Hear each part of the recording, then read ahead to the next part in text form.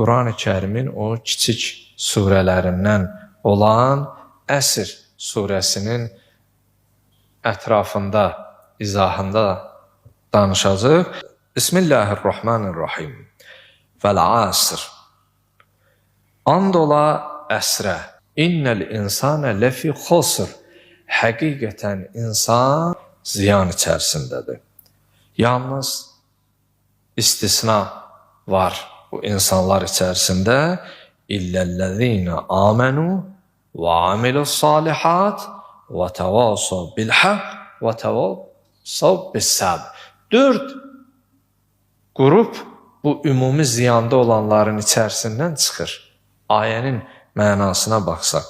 İlləl-ləzīnə āmenū, deməli ziyanda olmayanlar, Allaha iman gətirənlər, bu bir.